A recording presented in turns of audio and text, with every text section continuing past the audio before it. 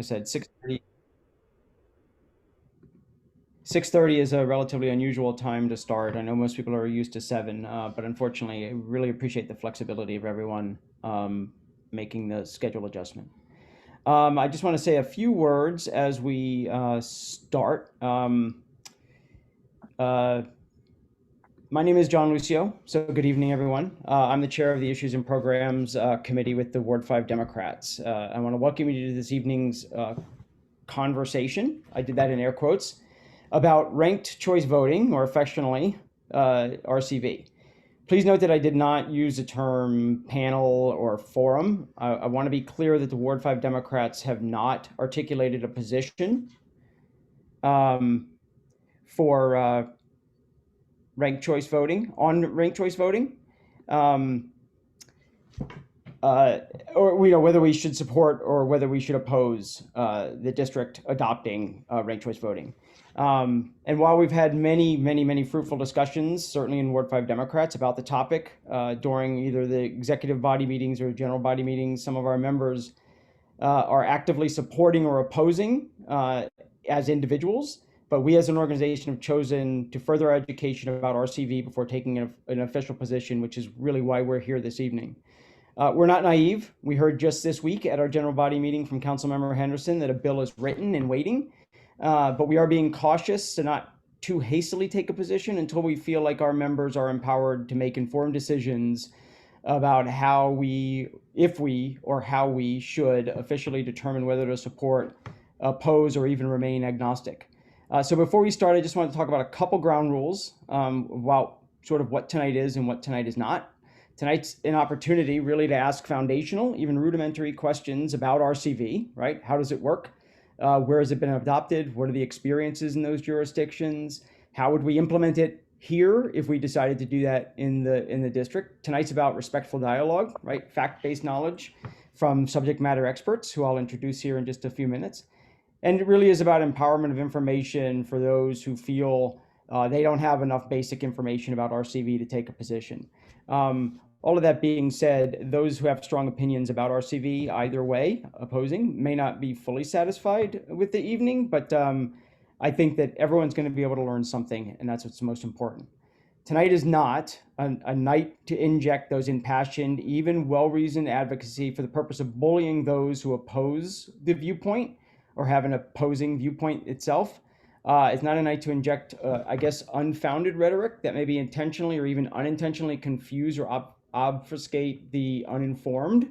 It's really about providing information that helps us all have a baseline of facts to make future decisions about RCV. And finally, it's not an event where the Ward 5 Democrats walk out of here tonight taking a position or making a position or voting on a position. This event may lead to that at some point, but that's not what tonight's about.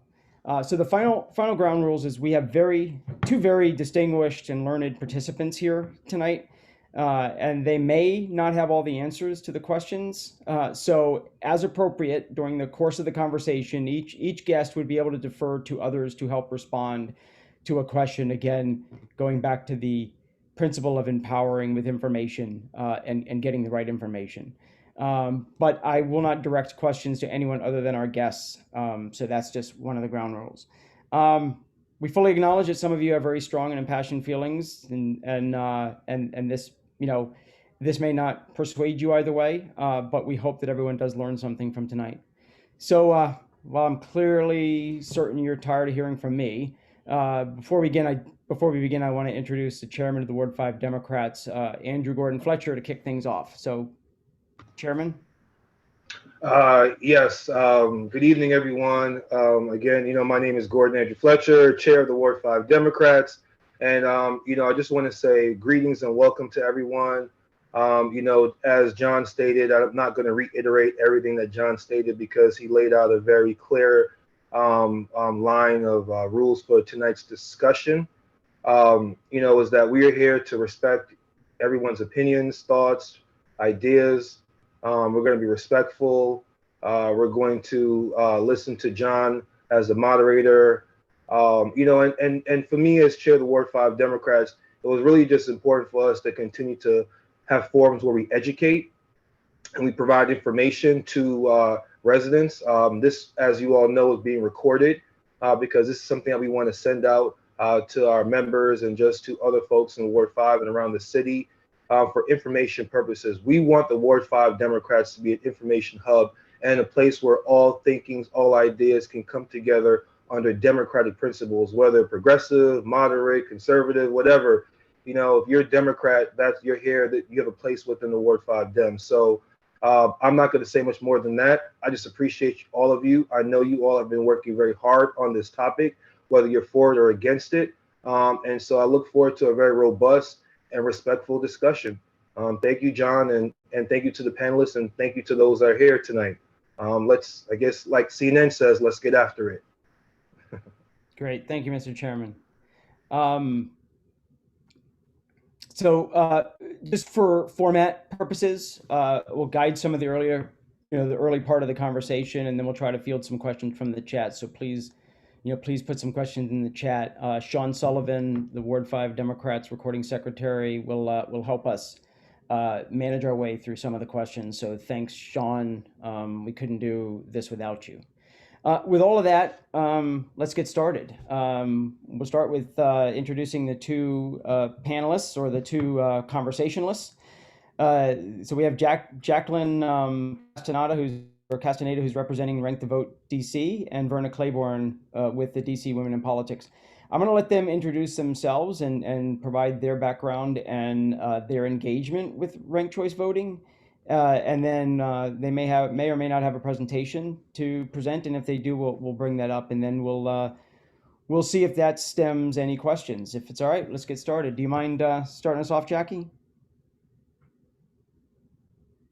Of course. Thank you, John, and thank you, Chairman Fletcher, for again helping host this and starting an even deeper discussion on ranked choice voting. And good evening, everyone else who's here. I'm really excited to be able to talk to you all. My name is Jacqueline Castaneda. I am with the DC Latino Caucus. I've actually just been elected to DCLC, so I'm fairly new, and also fairly new to working with Rank the Vote DC. So I think it has been a great opportunity to start learning about it and kind of be on the same field as everybody about what is this. So I'm coming from a background of not having worked on it for a long time, but still informing myself and educating myself on what it would mean for our city. I am a native DC resident, born and raised here. I've lived in many parts of DC, so I've definitely been around, and I think that has also helped me to understand what each and every part of DC communities need. And it's one of the reasons why I have been very empowered to get involved and work on initiatives that are going to help our city. And I just hope that resonates really well during this conversation. I admire and I adore our city just as much as you all do. And I know that there's passion coming from specifically Dem Ward 5. So I'm very grateful to be part of this conversation. Great, thank you so much.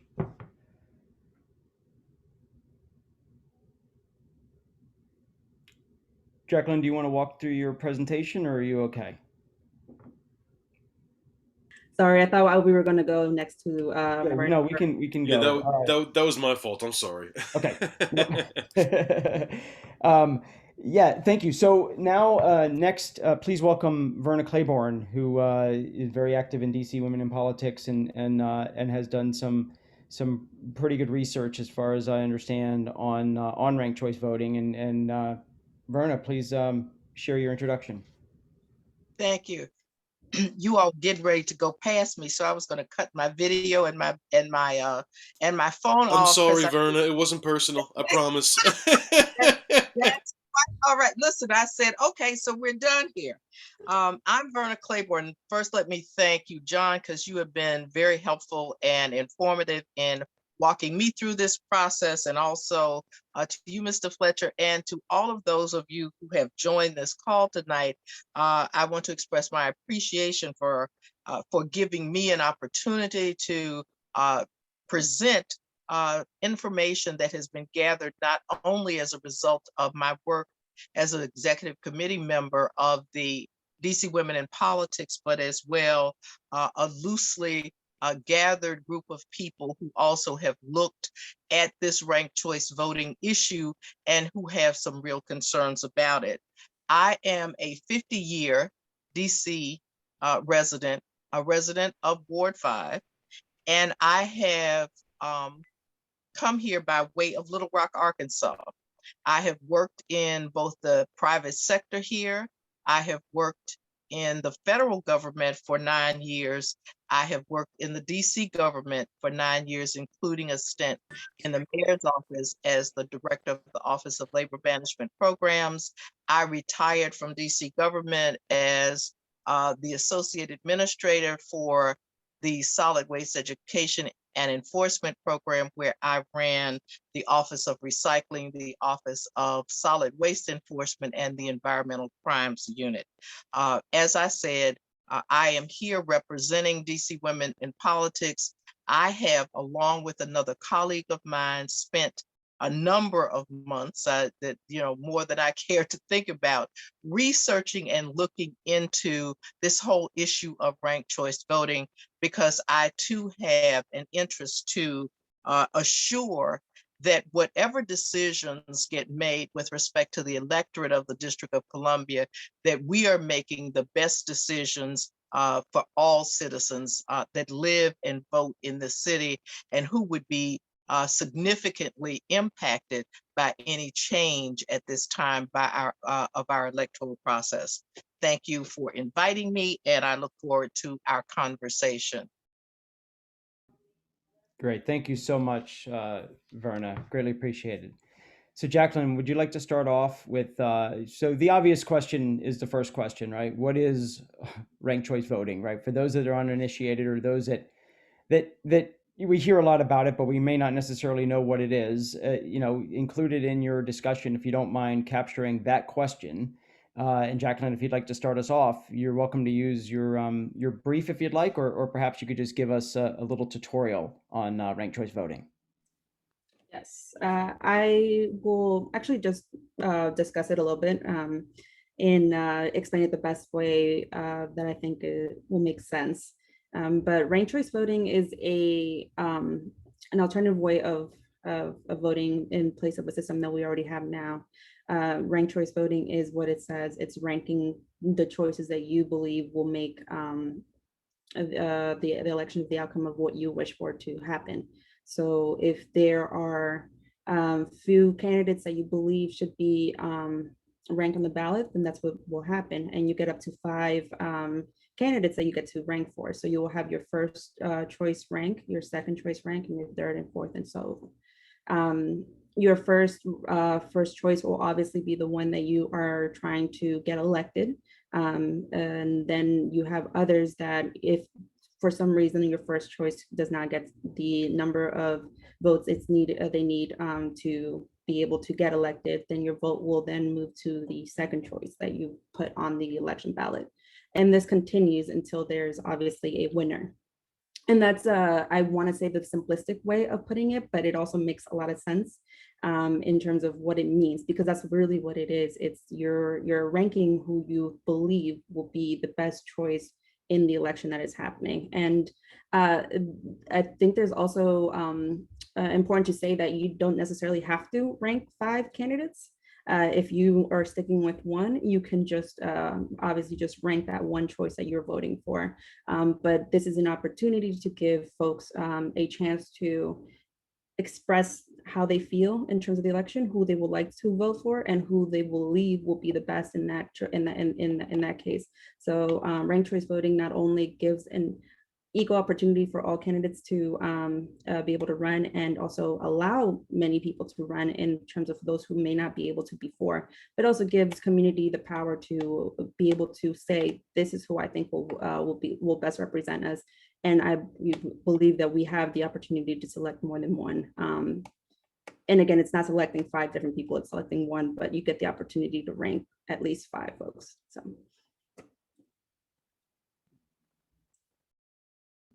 Great, thank you. Verna, would you like to talk about ranked choice voting, as not just as you understand it, but as somebody who's studied this, and And if you know if you feel like Jacqueline's explanation was thorough enough, then I could have a follow-on question for you.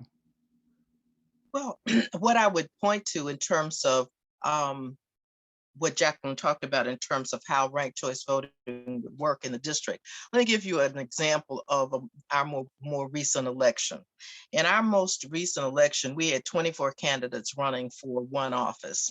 And in that instance, if ranked choice voting had been the electoral process here in the District of Columbia, 19 of those people, and I'm going on the basis of understanding what the current legislation is, the previous legislation that was introduced by Councilmember Grasso back, I believe, in 2018 or 19, suggested that the ranked choice voting process would eliminate down to 3 candidates. I understand, and again, I have not seen the most current legislation as it has been tweaked, but as I understand it, 5 candidates would then be placed on the ballot. So in the instance, as an example of our last election, where you had 24 people running for one for the seats that they ran for, I believe there were 2 seats, 19 of those people would have been elected in that process. And they would have been eliminated in that process. And they would have been eliminated by the Board of Elections, who, according to the previous legislation, and I again state that I have not seen the current more tweaked bill that is going to be proposed. I'm not sure what the process is, and I'm not sure that that legislation articulates the process that the Board of Elections decides how to eliminate those 19 people in that instance. And so that is a concern. There are other concerns. I mean, if you have, by way of, trying to speed the process along, I'm happy to answer questions. We identified 5 areas with respect to ranked choice voting in our research that allowed us to determine as an organization that we could not support it. A number of things, particularly the fact that the empirical studies that we looked at do not support that ranked choice voting benefits minorities, women, or seniors. Looked at a New York study that said that seniors vote in higher proportion than others. However, in ranked choice voting jurisdictions, with a greater percentage of senior voters, more ballot errors occurred. And later on, I'm sure, John, you'll ask us questions about exhausted ballots and split voting. But in that instance, when seniors are people, period, and this city, and we can talk later about the demographics of the way the city is set up, you've got 17.5% of families in this city who English is not their first language. So there are any number of issues, from literacy issues to people who English is not their first language.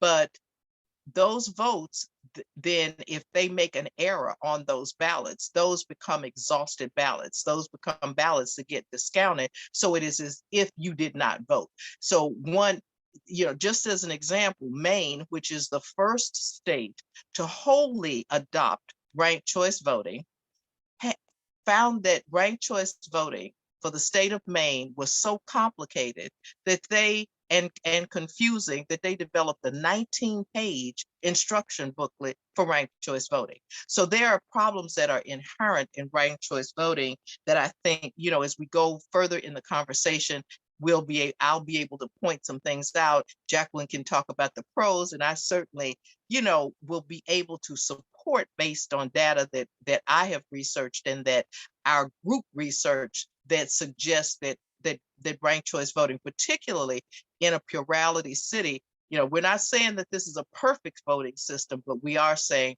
particularly in this city, given its demographics and changing demographics, I might add, that ranked choice voting would be problematic. Great, thank you, Verna. I have, well, two clarifications, and one for you, Verna, if you don't mind. And I'm not trying to poke back, but I do, for my own edification, need to get a little bit of clarification. So first of all, I made a statement earlier, or there was a statement made about legislation, right? There is no legislation that is currently before us. My reference to legislation was only that we had Councilwoman Henderson at our general body meeting on Monday, and she made the statement that the legislation is written. and just waiting. And that was sort of her comment. So no legislation has been presented. So I just want to make that clarification.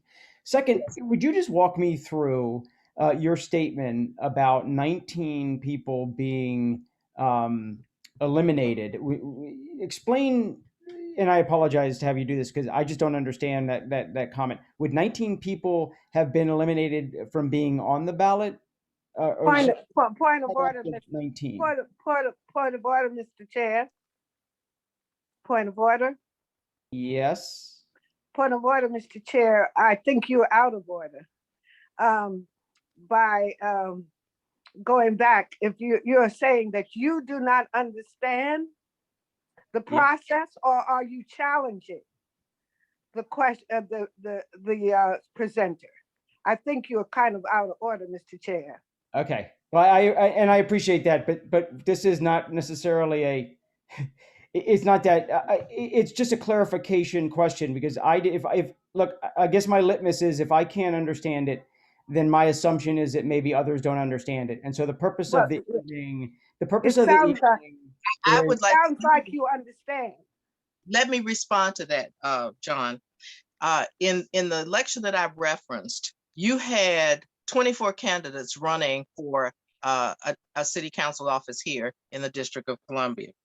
Ranked choice voting, from everything that I have read, is not going to allow constituents and voters, the electorate, to rank 24 different candidates. So you're not going to be ranking 1 through 24, 1 being your favorite candidate and going down to 24 as your least favorite candidate. So some weeding process will occur when you have that many people who are on a ballot.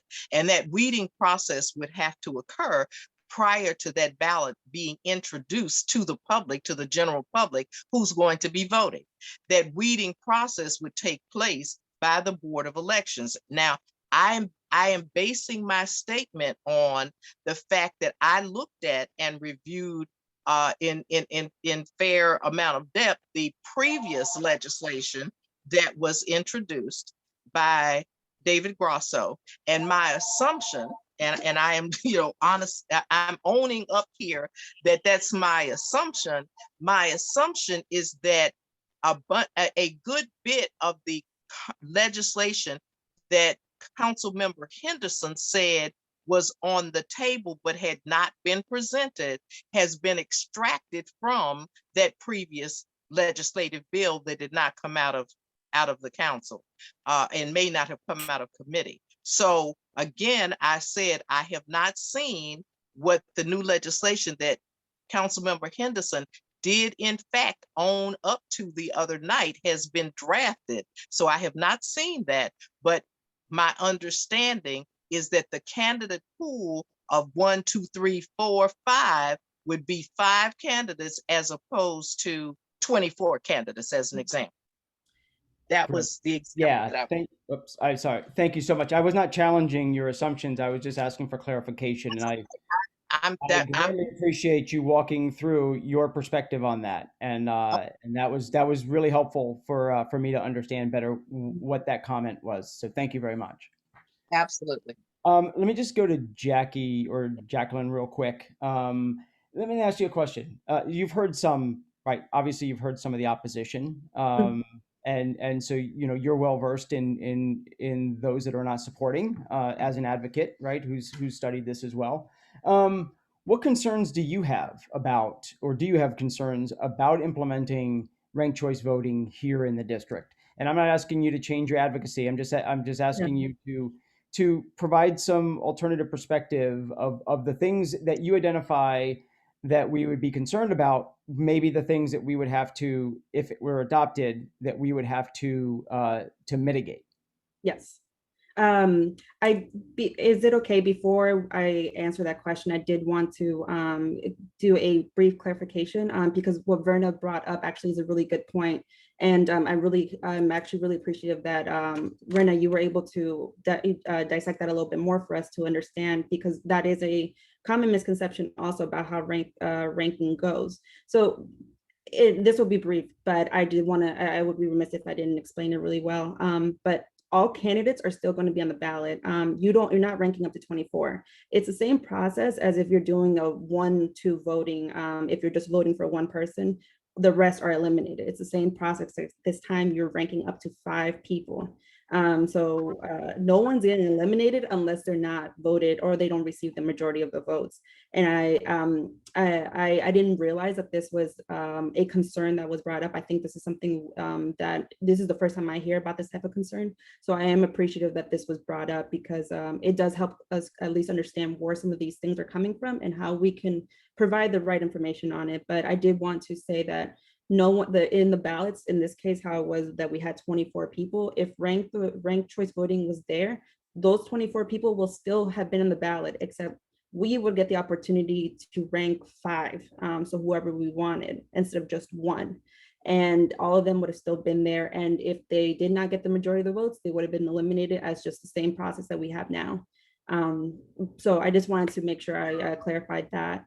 And now for the question, John, that you asked me, I do have some concerns. Like I said, I am a DC native. I was born and raised here in DC. I grew up in Columbia Heights, and I've worked in nonprofits and community agencies that that serve the needs for mostly the Latino population in Ward 1, Columbia Heights specifically.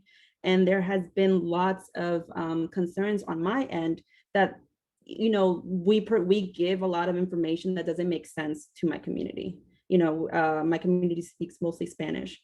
And so when we're presenting something, especially a new legislation, a new system, anything in that case, like if it's not clarified, if there's not enough education, then we're throwing something at a disenfranchised community that will pretty much have to sink or swim when it comes to what are they going to do for that. So if I present something to them and I tell them this is the new system, figure it out. I'm explaining it this way, and you just have to figure out the rest. I'm not setting them up to win. I'm setting them up to fail. And I worry about any new initiative coming into DC that will affect my community. And I believe that this is the same thing that's happening within Ward 5, specifically with the senior residents, because we don't want to give, again, something that is not properly informed, that we're not setting up great amount of time developing an education system to be in place if something like this were to pass. And if that is something that I take seriously, that is something that I would want to be heavily involved to make sure that happens, because even though I am in favor of doing something different in our voting system, I am going to still be very careful about how we implement it, how we go about it, because I don't play with my community, and I'm pretty sure that Ward 5 doesn't play with their community either. And as I said, as a DC native, like I'm going to do whatever it is necessary to make sure we're empowering our communities and no one is stepping on us just because people want to bring in a new idea or initiative to us. So sorry, I get a little passionate, but I hope that answered the question. Yes, great. Thank you very much. So, Verna, if it's okay, can I just ask you a question? Yeah, first of all, I want to, and I'm not, I've already stated, nice, nice shot. I want to, we've already stated that we're not taking sides, but I want to ask Verna, I want to, first of all, make a comment that I think, I feel like you've done some very good research, and I know that you are, learning a lot about ranked choice voting. What have you learned about, or have you learned about some of the many jurisdictions that have adopted ranked choice voting and either allowed it to sunset or just repealed it? Was there any reasoning on why it's been adopted but not implemented in multiple jurisdictions? Well, before I answer that, if I might, John, let me just step back to the discussion we had about 24 candidates. What I was, and I may have done a poor job explaining that, ranked choice voting is a method that through its tabulation and continued tabulation process finds a way to knock out all of the candidates that are running for an office except for 2 candidates. And so in a process where there are 24 candidates, those candidates who are at the bottom of that rung continue to get knocked out, knocked out. And so the people who end up, the two people who end up seeking the majority vote, that really is a contrived, that's a contrived vote. And it's merely a byproduct of the fact that there are only two candidates remaining. So that doesn't say that that ranked choice voting ends up getting you your favorite candidate. It doesn't say that the 19 other candidates, or the even in a field of 24, that the 22 other candidates got a fair shot because of ranked choice voting. Okay, but let me come back and answer your question. In October 2019, Gavin Newsom, who you know is the governor of California, vetoed a bill that would allow ranked choice voting in more California cities, counties, school districts, that they could not adopt ranked choice voting. And he used as his justification for doing that, and I quote, "I am concerned that it has often led to voter confusion, and that the promise of ranked choice voting does not necessarily lead to a greater democracy being fulfilled."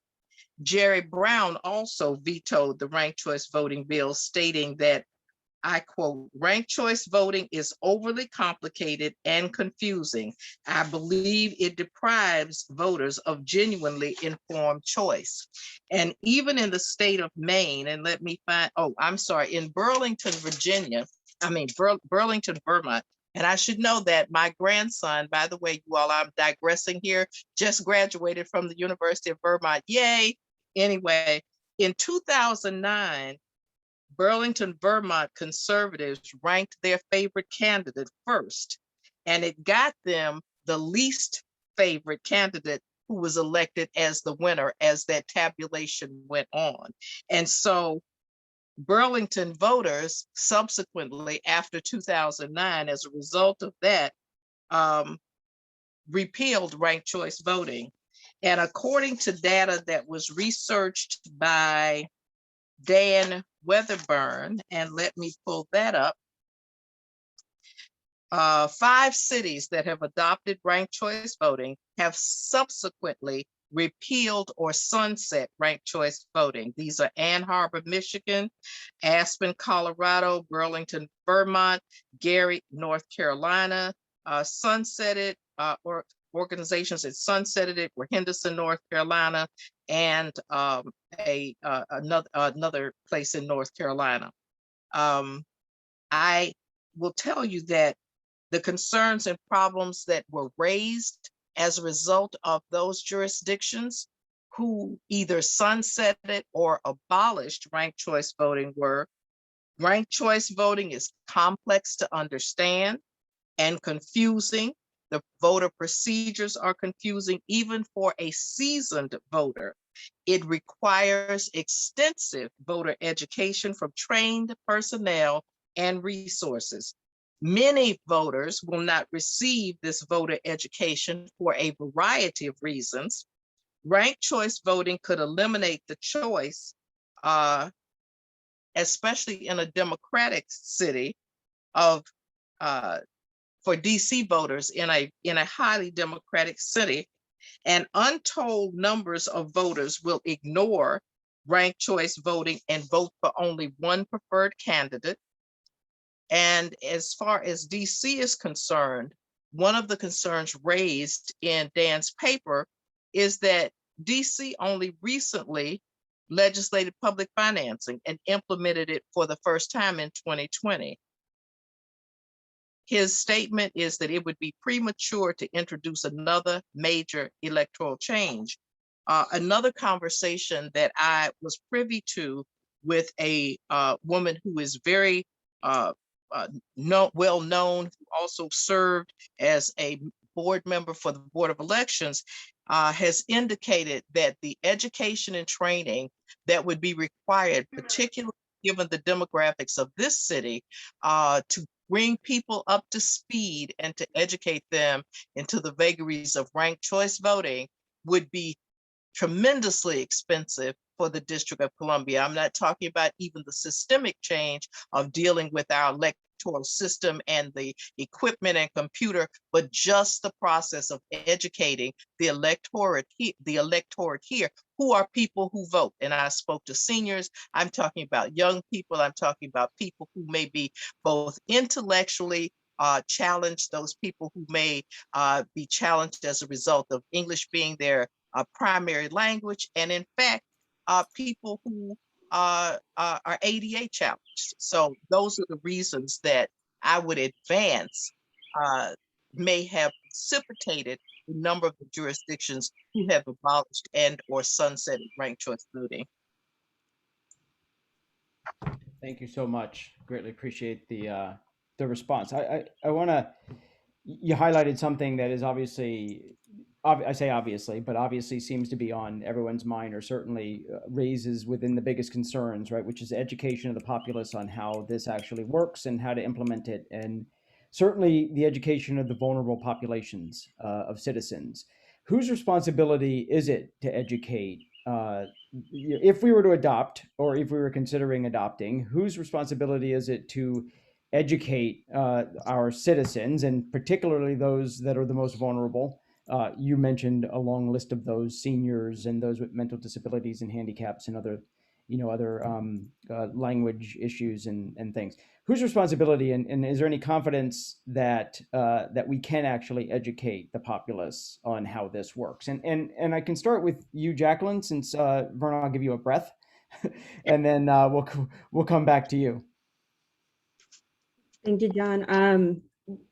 Once again, I will like to just make a few clarifications and just point out, at least in some of the references that was made, Burlington, Vermont has actually restored RCV with the overwhelming support of nearly 2/3 of the electorate. Voters in Burlington have backed an amendment to restore ranked choice voting. And also, if you think about the cities who have kept it versus those who have repealed it, you can see that most of the repeals were because Black folks started winning. So we can question why all of a sudden many are, or at least those who were named, are saying this is not going to work based off what was the results of ranked choice voting. So again, we want to keep in mind what actually has been happening and why all of a sudden it's becoming a threat. And when you look at that, it definitely is alarming, and we want to question why all of a sudden this is the case. In terms of who will be able to educate and who should be doing it, I believe it is us. We are the ones who are knowledgeable, and we know our city really well. But we also are doing a disservice when we're not considering that DC residents are also experts of their city.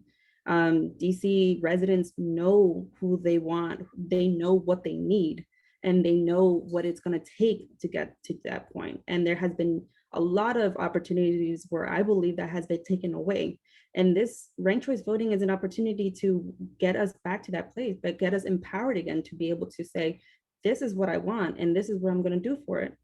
Whether that is ranked choice voting, selecting 5 people or just selecting one, which once again, it's okay if they only vote one. Now, the ranked choice voting does not mean you have to select 5 folks for the election or decide which ones you want. It's just an opportunity, again, a chance to do something.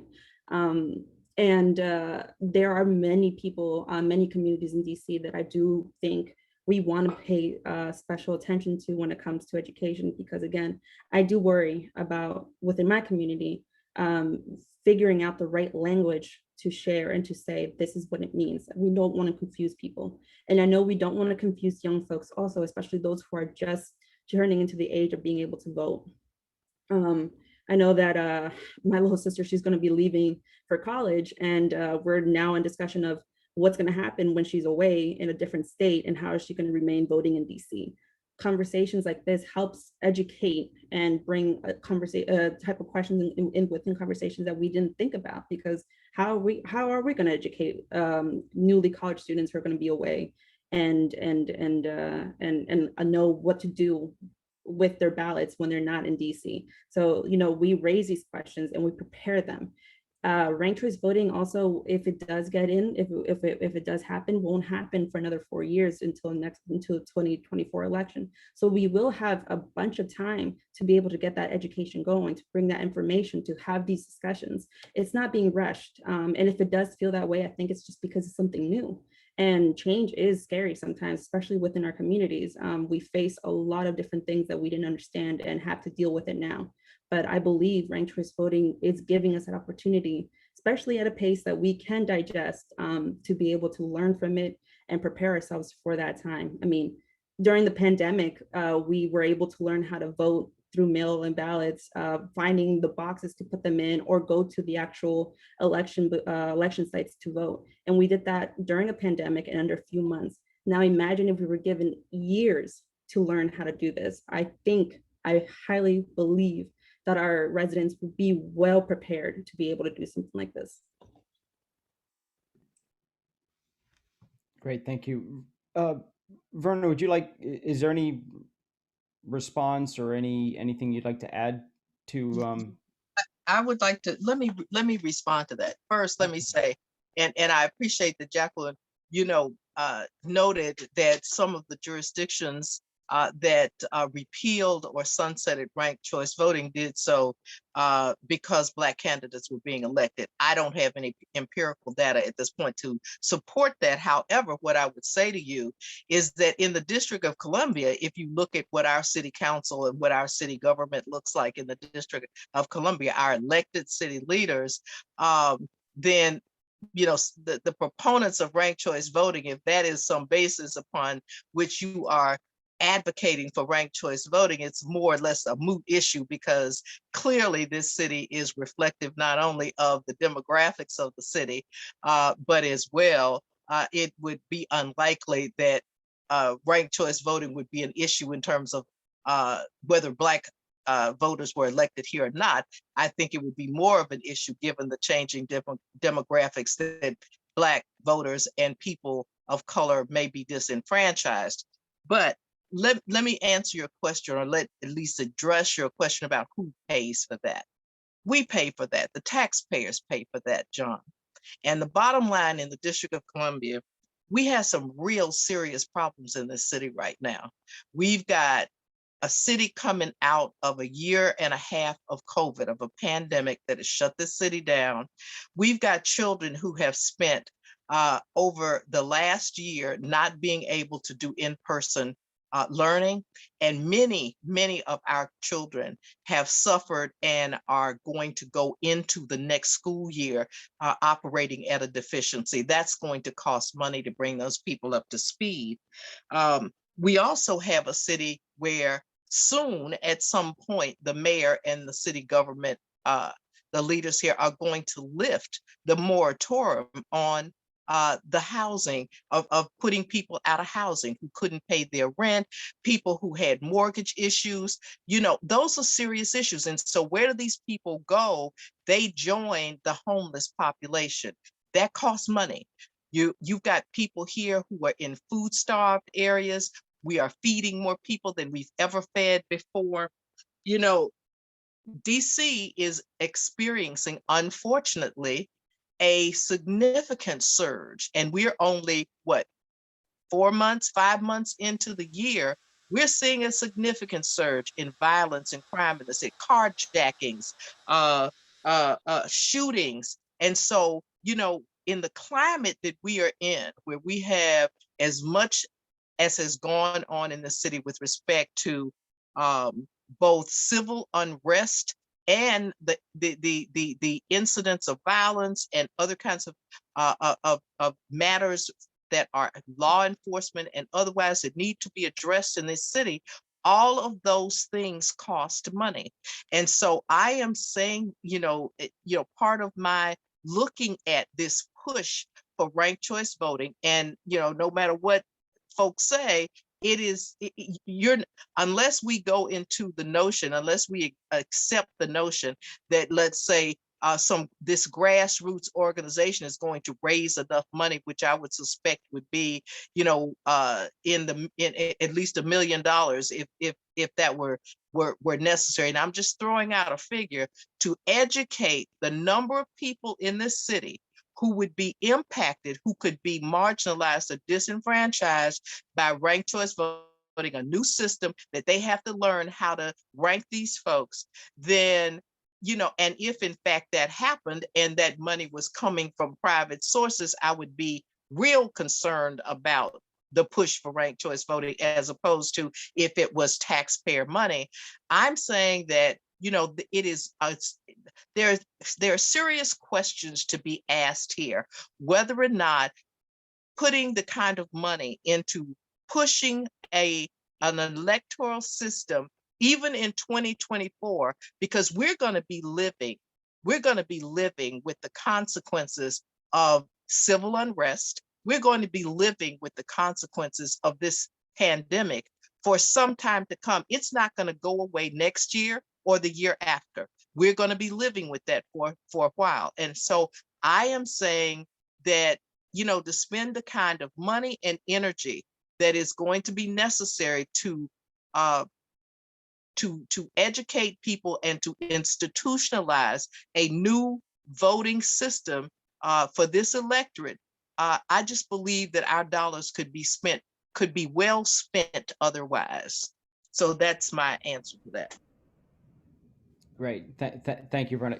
Jacqueline, I'll give you an opportunity or if not, we can move on to the next question, which is again a very basic question. No, actually, if it's okay, I would like to respond, because Verna did bring up actually some really great points. And I appreciate you, Verna, for highlighting some of the things that are a great concern, because, our community needs those resources. And when we're thinking of like what's happening now, it's not working. And when you're thinking of displacement or the city changing, it is. And that's why I believe ranked choice voting will kind of help in that. Looking at Ward 1, again, where I grew up, is completely different from what it was over a decade ago. And I don't necessarily feel like I have a big voice there anymore. It's really different. And again, kind of looking into other wards, and I'm bringing up Ward 5 just because we are here. There is a concern about what's changing in the neighborhood and what's going to happen. So imagine in a few years, if we're still in the same system that we are now, you don't necessarily get a voice anymore.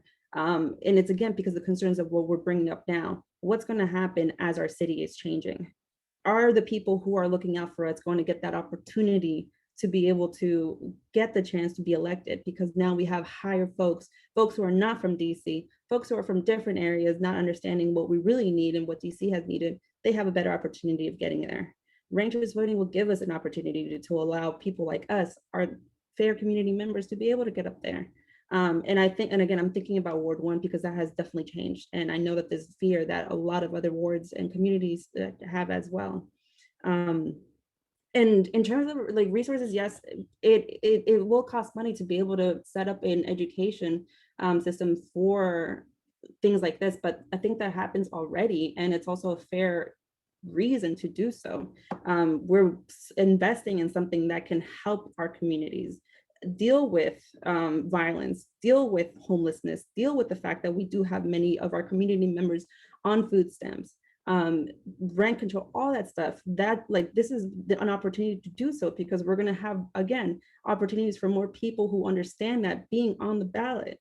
And of course, we can use community resources. I know Mr. Robert King, the senior guru, can definitely help us understand what it is that we need in order to earn more money, in order to educate others, because that has been there. It's not unnoticed, Mr. King, that is something that you have done beautifully in DC, especially with senior voters. And I think that also is a power of what ranked choice voting can do. It can help us build community resources to the extreme, to help us say, this is what we need, and this is how we're going to use our power, our resources, to be able to educate and empower our community members. That's all I got to say for that. John, can I just respond to one thing that Jacqueline said? Of course. Let me just say to you, Jacqueline, and this is in the kindest term, issuing a caution. One of the reasons that you are facing the opposition that you're facing with respect to advocacy for ranked choice voting is something that you inferred in your comments earlier.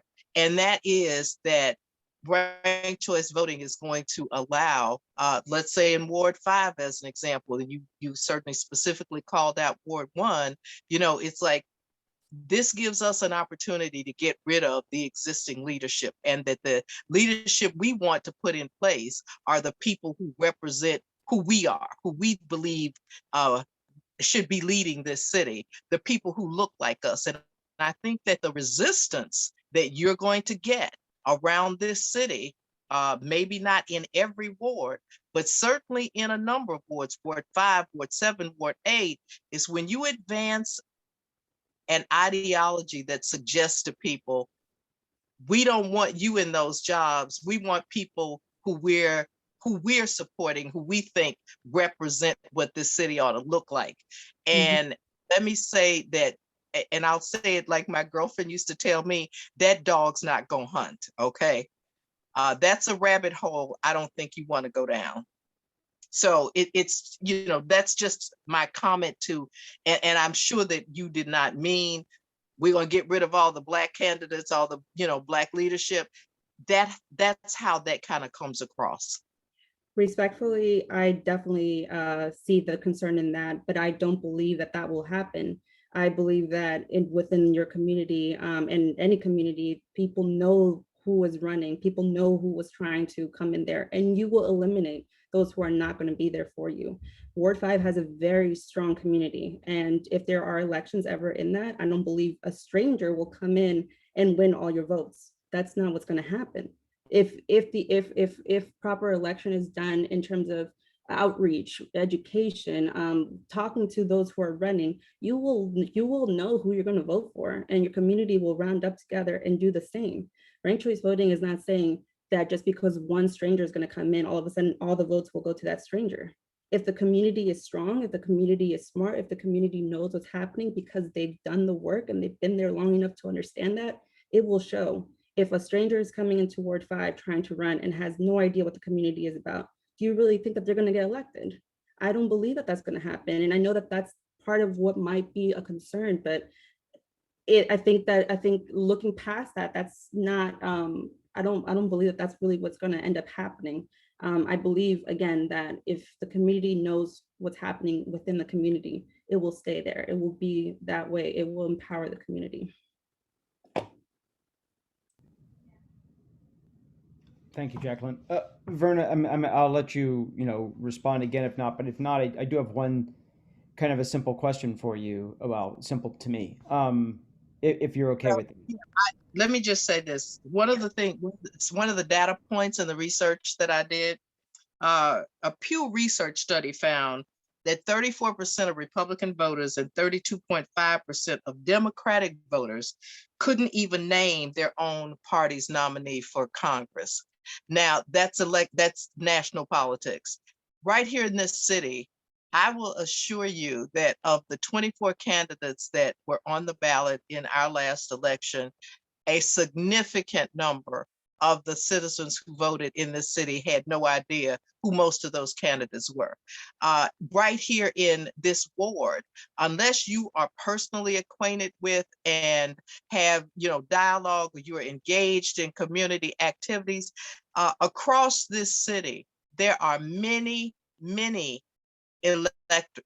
voters who vote for candidates that they know very little about, irrespective of how many flyers come to their houses, which they throw in the trash, irrespective of how many public service announcements may pop up that people may or may not tune into. So to suggest that, that candidates would be more educated about who they would vote for,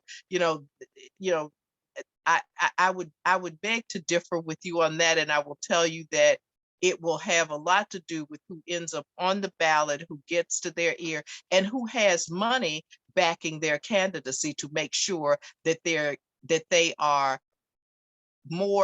get more face time with folks than another candidate. and it doesn't mean negative. Ranked choice voting, they say that that ranked choice voting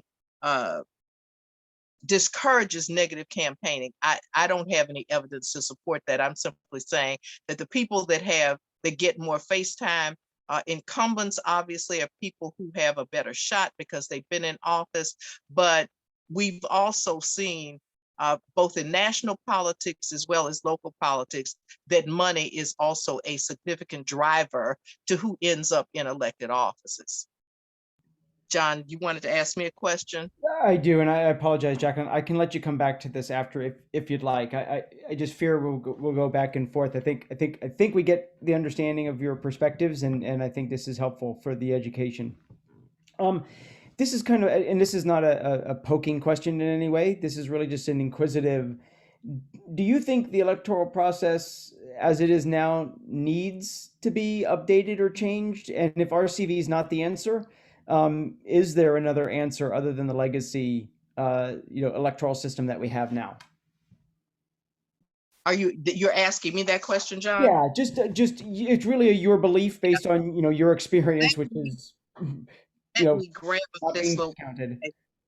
I looked at a site at one of my sites that I looked at, and it was called Election Science. And Election Science will lead you to some other sites, but in one of the pieces of information on their website and in the documents, Election Science identifies 22 voting methods.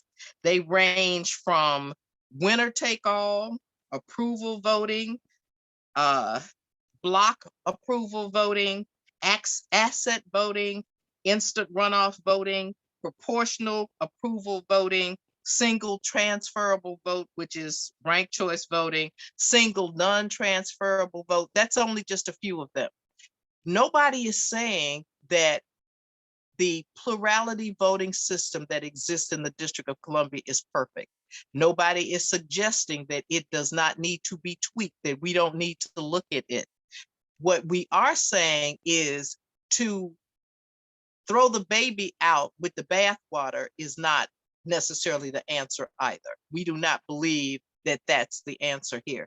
There are probably other voting systems that would work and possibly work better. They talked about the approval voting system being far better than ranked choice voting. I would challenge Councilmember Henderson to take a look at the approval voting system and take a look at any one of those other 21 voting systems. They may in fact be a better fix for the District of Columbia. What I and the people in my group are saying is that ranked choice voting, trying to institute ranked choice voting in the District of Columbia or advance that legislation at this time, is premature. And quite frankly, given what is happening around the country with respect to the Republican Party and the legislation that they are introducing to disenfranchise and marginalize Black and brown voters, and not just Black and brown voters, poor voters, people who have literacy issues,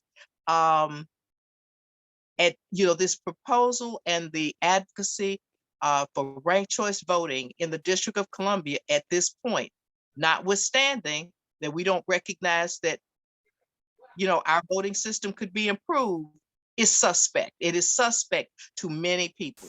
That would be my answer to that. Jacqueline, if you don't mind, let me get to just another quick question, which is, frankly, I think has already been answered, but I just want to make sure because it's one of the things that I personally have been curious about, right? Which is, I'm assuming you'll both have opposing viewpoints or positions and data for this next question. But so one, from minority and women, right? I think one of the things we hear a lot is that it disenfranchises one, and then the other will say it's inclusive. So can you either provide specific examples of how Jacqueline, for example, that it would be inclusive to women and minorities, for example. And then Verna, if you could just follow up then with why your position would be that it is exclusive or would create greater disadvantages. Okay. I'm sorry, I just want to make sure the question is how it will support or improve outcomes for women and Yeah, so I apologize. What prompted the question was you had talked about the Latino community, mhm. and so you can even use it from that reference. How does RCV uh, mean more inclusion for the Latino community, as an example, or minority or other women? Just how do your position? I'm assuming is that it means more inclusion. Just Mhm. explain that if you would. Yes. Oh, so in the way that the way that I've seen it or that I view it in terms of what's been shared in data is that there is an opportunity to have more on the ballot without there being this I guess, you have to wait your turn or you're not seasoned enough to be a politician running. And a lot of, I'm not going to say a lot, but there are some people in certain communities that will not get that opportunity to do so because of those reasons. So far right now, we've had many well-seasoned politicians or candidates, I should say, who have been able to continue doing the work, but it does make it harder for others, in this case, we'll say women, or we'll go within the Latino community because we have not had a Latino candidate win in council. So because it is difficult to kind of get in there. Ranked choice voting, especially with the way that DC has changed its the way that candidates are able to get on the ballot. We know there will be a more opportunity to do so, and we're not splitting the votes anymore within our community. If we have more representation in the ballots, we're able to include those in the way that we rank. This is where the outcome for those will come in. It just provides that much more an opportunity, one, to open the door for community or for candidates who may not have been able to do so in prior, and then also allow for us to see that this is an opportunity for us to elevate those candidates if we wish to, and who we want to vote. So it opens doors, is how I see it. We're breaking that you need to have done this before, or you need to have been in the system for a long time to get in there. And I do believe that those candidates who want to run are knowledgeable in what we're doing or what the community needs. And so it gives them that opportunity to come in and get on the race for that. Great, thank you. Verna, would you like to? Yeah, let me address that in this way. One of the data points that we looked at in the paper that we produced on ranked choice voting, and I would invite each of you to go into the DC website for dcwomeninpolitics.org and take a look at the full study.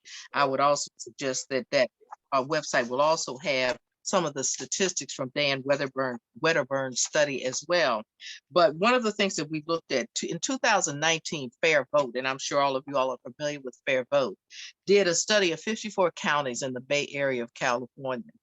And in that study, they looked at those 54 counties and looked at the differences in what pre-ranked choice voting and what post-ranked choice voting had netted with respect to candidates. And I see somebody just put the stats up. I see that pre-ranked choice voting, the candidates that were elected, 18% pre-ranked choice voting, when we're talking specifically about minorities, 18% of those candidates who ran for office in those 54 counties were elected to office. That decreased post-ranked choice voting to 16%. So while that 2 percentage point loss may not be that significant, it was demonstrated that there was a loss of 2%. I actually don't have the statistics for women. I would be happy to research that information and provide it to you so that you can share that with the with the larger body at a later time, because I understand that the Ward 5 Democrats will not be making a decision tonight. So if that information would be germane enough to that people wanted that information, I can tell you that in that same study, the population of people, and again, we are looking at the difference in the demographics of the Bay Area of California and what the District of Columbia looks like now. And I do have the demographics of what the Census Bureau is saying about what this city looks like in terms of its ethnic population. The people who the population rather who gained in that study that Fair Vote did, Latinos in terms of their election pre-ranked choice voting at 7%, they gained to 18% post ranked choice voting. Asian in this same study, Bay Area, 54 counties, California, Asians went from 13% to 24%. Now, you don't have the disparity of population in the Bay Area of California with Latino voters as opposed to what the demographics look like in the District of Columbia are not comparable. Let me say that. So I'm simply, again, talking about ethnic population. I will also point out that one of the things that we looked at in the study, and people are putting stuff up on the board. So obviously some folks have access to the DC Whip's position resolution. Ranked choice voting, the gold standard for ranked choice voting supposedly is the Academy Awards. And we gave some statistics about what ranked choice voting has done with respect to the Academy Awards, both as it relates to minorities and women. And although argument has been advanced that the Academy represents only a microcosm of, the world, that is, if you look at studies, you don't have to have a study that has 1 million people in it to be reflective of what society or what a particular entity is representing. And so I would submit to you that although there are only 6,000 plus members of the Academy who vote for those people who ultimately are successful winners of Oscars, they do in fact represent a great deal of what this country looks like. I won't necessarily say what the District of Columbia looks like, but certainly what this country looks like. Thanks. Jacqueline, I think you unmuted. Do you want to respond, or do you want me to just? Yes, I think some references are actually really valuable in what was made, but I mean, DC is not an award show. We are a city, and our group, of those, like what is representative of the 6,000 people who are in the Academy are actual representative and community members of DC. And I don't think it's fair to compare ranked choice voting to an award show, especially one like the Academy. I think looking at it that way takes away from the actual purpose, is that we are a collective group of DC residents that know what we need for our community, and ranked choice voting will allow us to continue forwarding that. I just wanted to kind of point that out. And I think that's, I don't have anything else to add to that. I just wanted to kind of clarify that. Well, let me, if it's okay, let me, Verna, I'm happy to let you respond, but I will say on your behalf that I don't think we took, I don't think I took the Academy Award thing. I think it was illustrative, and I just don't want to get into I just don't want to get into that sort of, I agree with Jacqueline, but ranked choice voting, which is what we're talking about, is a system. And so whether the system gets applied in, you can't extract the system in one arena and not apply it. It's a system. I mean, that's just the reality, that it's a system. Jacqueline, real quick, let me ask you a question that's been on my mind for a while. And I think, and I apologize for calling out Janae Lewis, but I think Janae posted in the chat a while ago that under RCV, in the jurisdictions that have used RCV, 86% of the incumbents ended up still winning, right? And so I guess my question to you is, if the outcomes don't seem to be disparately different than the current legacy electoral process, then why make such a dramatic, I'm not judging it, I don't want to use the word dramatic, why make a change to a new system that, right, may yield the same outcome as the system that is in place? So refute that statement if you don't mind. I'm happy for you to refute it. I'm just looking at the data as it was presented. That if 86% is the same and the outcome doesn't change, then why go through this exercise?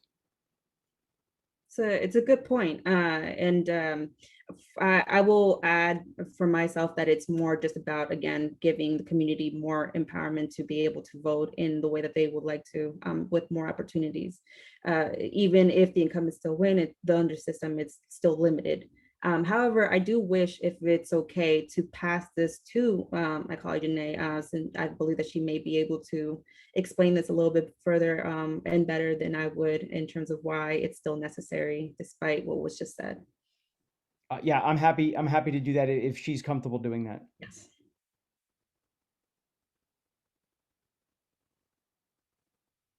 Oh, Janae, would you like Oh, to? are you asking me? No. I'm asking. I'm sorry. I'm asking my colleague Janae if she would be able to help me. Yes. Yeah, I'm sorry. Could you repeat the question, because I had to take a phone call, but I'm happy to answer the question if you could No, repeat sorry it. about that. I was responding. Hi, Janae. I was responding to your comment in the chat a while ago that 86% of incumbents end up winning in Missouri jurisdictions that that use RCV.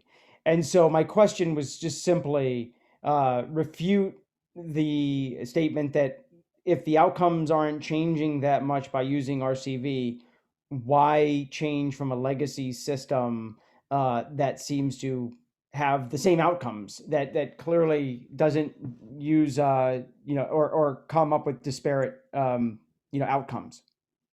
Yeah, because even if the incumbents do win, they can potentially win with a larger majority of the vote. So in the at-large race, where my name was on the ballot, I believe the largest percentage of the votes that any of the candidates got was in about 30% of the electorate. And Robert White, as a Democrat, obviously got a majority of the votes. But even some of the other top candidates got between 20 and 30%, if I recall correctly. In ranked choice voting, the winning candidate is required to have at least 50% plus one of the vote, which means that they're accountable to a larger segment of the city. It would mean, as a candidate, as someone who recently campaigned, I would have to campaign differently because I would know that there's a potential for someone to rank me a second or third on the ballot. If I wanted to win, I would have to get a larger percentage of the votes. And so it would still shift how our process worked, our electoral process worked. And if I or another candidate were to win, we would be accountable to a larger percentage of the electorate, which means that we vote differently once we are elected, we legislate differently, and again, we campaign differently. And Phil Pinnell put a comment earlier that emphasized these points as well. And we have evidence in various jurisdictions about campaigns happening differently and elected officials responding differently to their constituents. Great. Thank you. Thank you very much. Verna, I'm not sure if there's something you'd like to respond to in that. It was really a question for the, I guess, proponent. Well, I would just say this, John, I'm not aware that the mandate has changed for any candidate that has been elected in the District of Columbia since I lived here.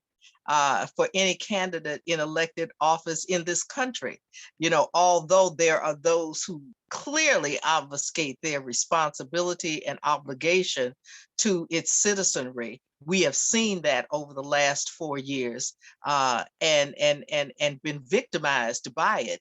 be very clear that I don't know that the mandate for anybody who is elected to an office by its citizenry has any less of an obligation, irrespective of, you know, ranked choice voting or anything else, to serve the interests of the citizens that who elected them.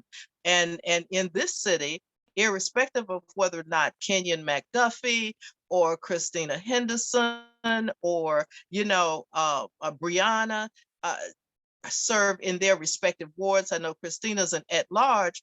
Their obligation, once they take that oath of office, is to the citizenry of the District of Columbia, notwithstanding what ward they were elected in. If they sit on the city council, they are responsible to and are obligated to advance the interest of the District of Columbia residents and any of its policies and programs that enhance the betterment of our city and the betterment of the welfare of the people who live here. So I'm not sure that I am aware of any mandate changing that gives them a pass to not do that. May I? Yeah, Mayor. absolutely, Janae, absolutely. So I'd like to speak plainly. Anyone who's ever run for office or worked on a campaign knows that you count votes, and you are trying to get the largest number of votes you can in order to win.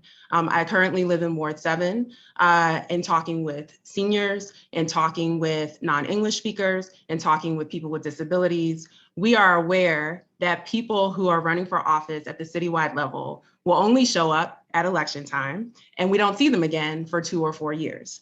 That is the way the game is played. So I agree with you, Ms. Claiborne, that the mandate is for an elected official to serve community, regardless of the ward they live in, or regardless of the jurisdiction they're representing. But all of us here who are politically involved understand that candidates count votes, and they speak to the people the most who they believe are going to vote for them. Ranked choice voting increases the number of people that are required in order for a candidate to win that election. And that means that the candidate is incentivized to speak more to those folks, not only during the campaign season, but also during their tenure, because if they want to get reelected, they have to rely on those folks to vote for them again. So I agree with you in terms of the ideals of our system, but let's not fool ourselves. All of us are involved and we know how the game is played. And ranked choice voting is an attempt to expand the opportunity for people to be involved in that game. Yeah, I have a question. It says in the Bible, we should not discriminate to all. We should not discriminate to no matter what color we are, black or brown or white or Latinos. And where I'm from in Missouri, Missouri is our state was the only one that was red. But we have a Democrat in Higginsville, and then in Kansas City and Independence, and he's a Democrat, and he's in Higginsville. His office is in Independence. Sorry, yeah, I apologize. And Independence. Yeah, we've got to wrap up here real quick. So yeah, thank you. It's just about 8 o'clock, and you know, I really am very sensitive to everyone's time. Would it be all right to ask one more question, Jacqueline and Verna? Are you okay going just one more question? And again, this goes back to the rudimentary, very basic. You know, the 24 candidates, there's probably a lot of reasons why we had 24 candidates. I think some stated in, you know, the chat about the lower threshold for signatures and all of those. But I guess my ponderance here is one of those reasons perhaps being the public finance laws that allowed some candidates to hang on just a tad bit longer than they might had they had to continue to raise funds. So maybe it's good. I'm not going to make a judgment of whether it's good or bad that public finance laws allowed us to keep 24 candidates all the way through the ballot. My question is, how does a public finance law along with coordinate with ranked choice voting? And does it mean that we would need to repeal the public finance law, or can they work in conjunction?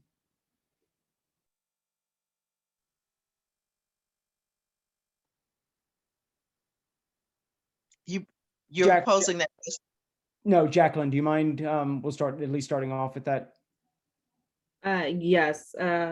So this also will be another question that I would feel more comfortable. One of my coalition peers will be able to answer. Great. I'm hoping possibly Sam might be able to answer this question. Sure. I mean, I'll say that there's no contentiousness, or they work well together. I think whether or not they produce fair elections is producing more candidates.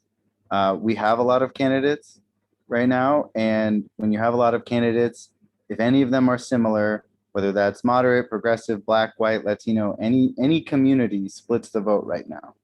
And fair elections may or may not make that worse, but ranked voting would just allow for candidates who want to join the fray to be able to build power together with other candidates and within their community, and make sure their communities don't have their vote diluted and displaced.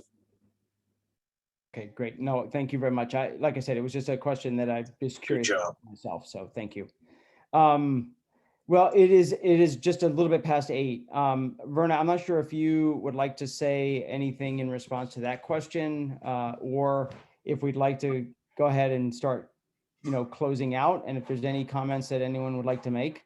I started out, let me just start out with this real quick. I started out with the discussion about Ward 5 Democrats and not taking a position. I do want to make note that what the Ward 5 Democrats have done is sent a letter to the council members asking for an impact study about our seniors.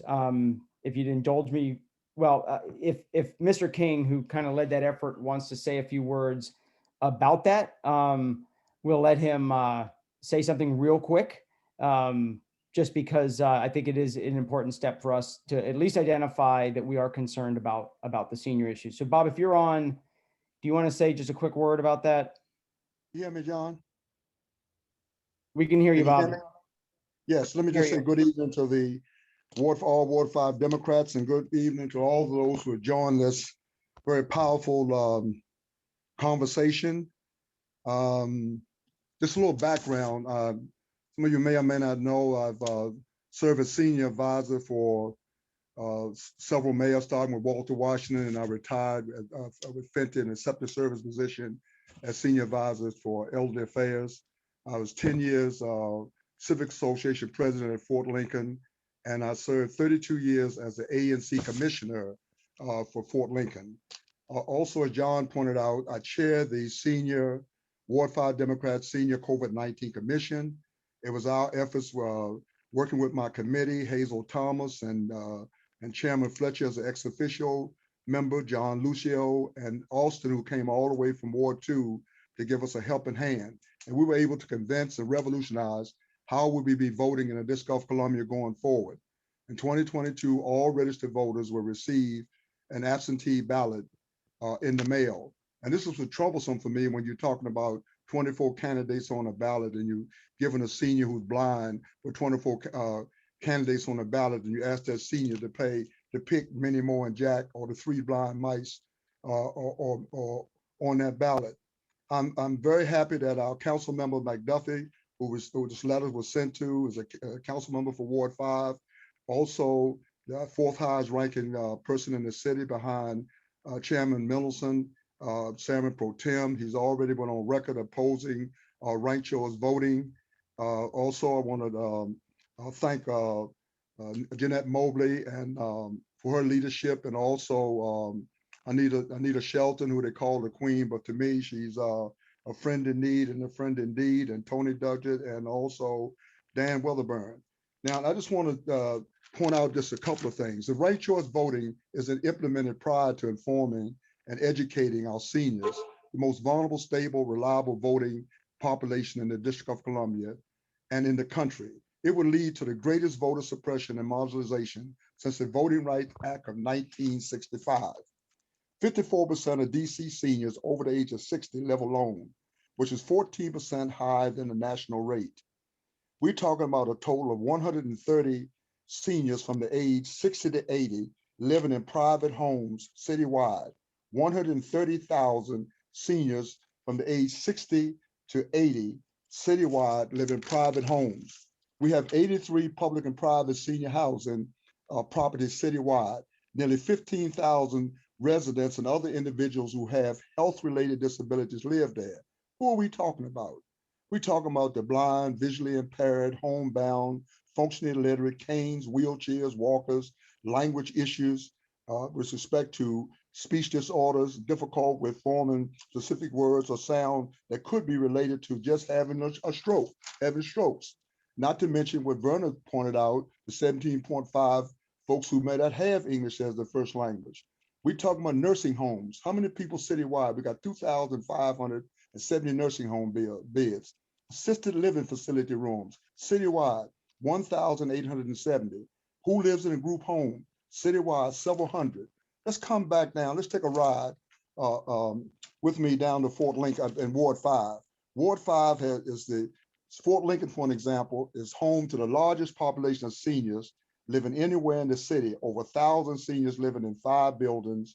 And then we had the highest number of senior apartments in Ward 5, units 1,984. With respect to seniors in Ward 5 who are 60 plus years old, we have 44,798. Break it down even further. 60 plus, we have 17,518. 60 to 69, we have 8,629. Age 70 to 79, we have 5,010. 80 plus, we have 3,879. All those folks that are living Ward 5. Is again, I said, I just want to thank the leadership of Nita Shelton and Verna. I'm so happy I live in Ward 5 with you, Verna. You did an outstanding job. Going back to the words, I was thinking about this, the lyrics of James Brown, please, please, please. And of course, I'm asking the ranked choice voting folks to, as Jacqueline mentioned, Bob King is a guru. There are 5 cornerstones of an ideal democracy: equity in voting, effective participation, citizen control of the agenda, enlightenment and understanding and inclusion.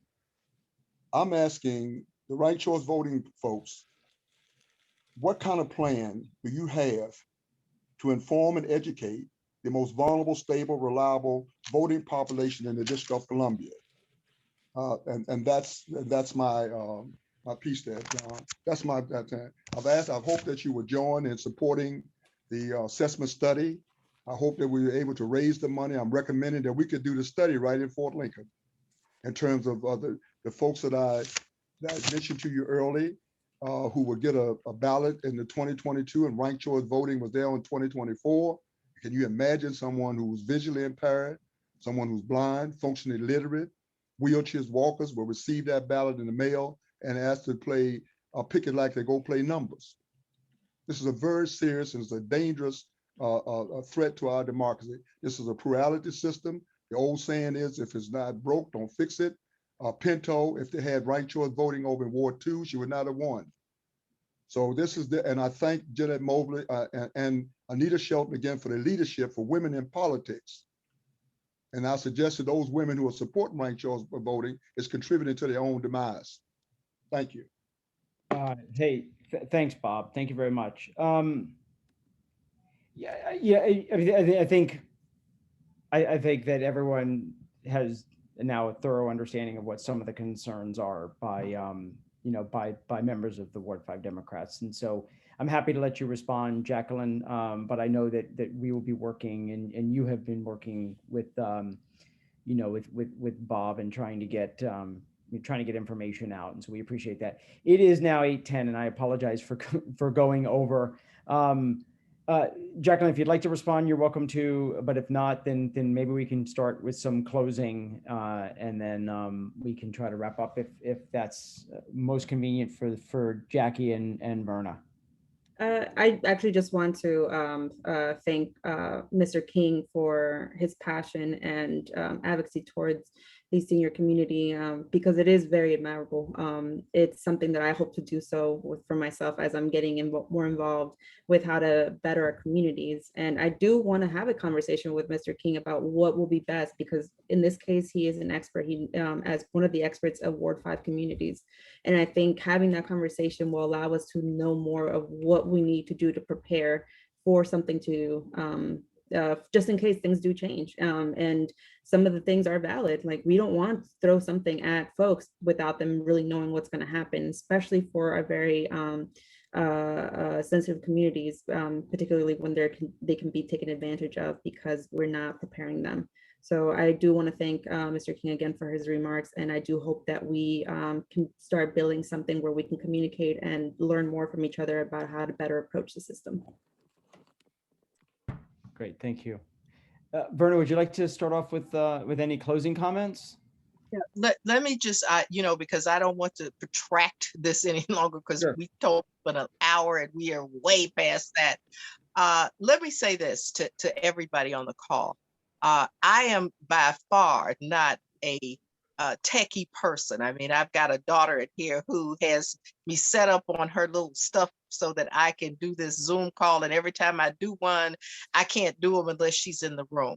But let me say to all of you, persuaded pro or con from this conversation, the internet, as well as other technical sources out here, provide you with a wide variety and a wealth of information about ranked choice voting. I would suggest to all of you that you do your own research, do some deep dive looking at the various studies that have been done, the sources that are out there to give you a better snapshot for yourself.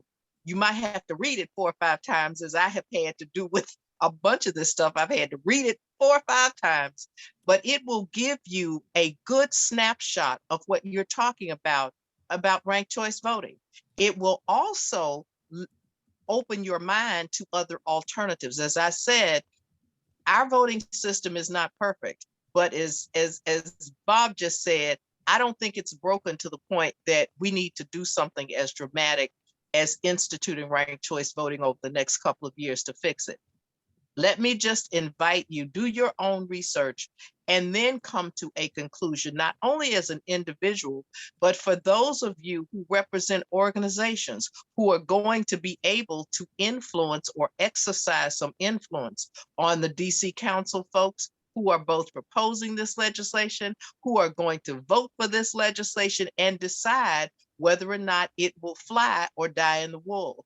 Do your research, do your own investigation, and then you'll be able to decide whether or not that's something that you can actually support. And I want to thank everybody for inviting me to participate in this session. And certainly I hope that, without rancor, we were able to have this conversation. I'm happy to have met you, Jacqueline. John, you've been great to work with. And, let's just get to it. Whatever needs to be done here, let's get to it. Okay. Great. Thank you so much, Verna. Jacqueline, if you'd like to say a few parting words, and we'll wrap this up. Yes, I also want to thank Verna. It was such a great opportunity to be able to talk to you and also hear the concerns that are from the opposing view. Because, when we're passionate about something, we tend to only think about what we believe is right. And it's always great to hear, and it's important to hear what is out there that is not in the same mindset as ours, to just better understand it. And I do believe that we have to do our own research. Obviously, I'm on the same boat with you, Verna. I spent hours researching this and spending time because it is new to me. But I also do believe that as a community member of DC, I have to do the research. If I want to spread awareness and work on it within my city, I have to do the work. And I think we're all here agree to that. And I also do believe that while we're doing the research, we should still have these conversations. Change works well in numbers. So we want to be able to be knowledgeable about what's going on, work with each other, because we can only do the best type of work when we're all working together. So I do hope that whatever we end up doing, we will be doing it together for the betterment of DC. So thank you, John, also for including me in this conversation, and for Ward 5 Dems to just allowing me to come to your space and have and just have this really, really deep conversation with all of you. Awesome. Thank you so much. I really appreciate everyone's time. I really appreciate everyone, who joined us this evening. And I can't give enough appreciation for Jacqueline and Verna. Thank you guys so much. This was great. It was great for me. So I can only hope that it was good for the others who may not be as informed or may not have actually picked a position yet. And so that's the best that I could have hoped for. I really do appreciate everyone's time. Have a great evening. I'm so sorry that we kept it late, but at the same time, I really do feel like it was somewhat worthwhile because I think this was very helpful to the organization. So thanks everyone and have a great night. Appreciate it. Bye-bye.